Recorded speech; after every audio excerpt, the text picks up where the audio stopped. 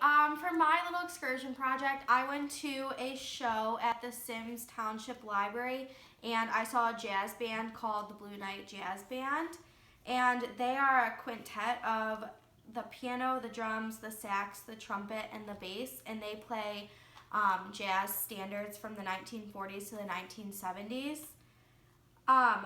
At the show, like, I didn't really know what to expect. Like, I wasn't sure of what I was going to be like walking into, and I definitely was the youngest person there, but it was still a lot of fun. Like, they had a decently sized like audience, and they looked like they had a lot of fans, which I was a little bit surprised about.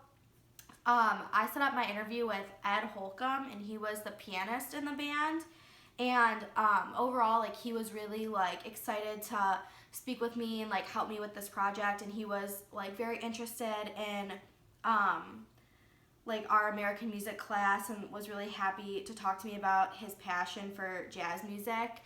And during the interview, I like kind of like developed my thesis like with the answers he was giving me, because he was like telling me how like jazz like hasn't really changed from its traditional style, but in the same way like it has been like modified. And that's when I like created my thesis to talk about how it has adapted like to the culture but still keeps many of its traditional characteristics. And I was really excited to research how it has adapted like in today's like pop culture. And like I used examples in my PowerPoint about the movie The Great Gatsby, which like featured a lot of really popular artists from today's like music, but it also had like a jazz style with their soundtrack.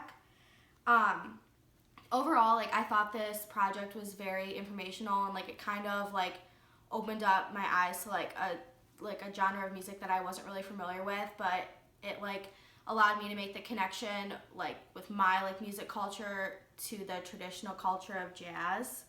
And overall, I thought the project was like pretty easy to complete, and I didn't think that there's anything I would really like do differently with it. So.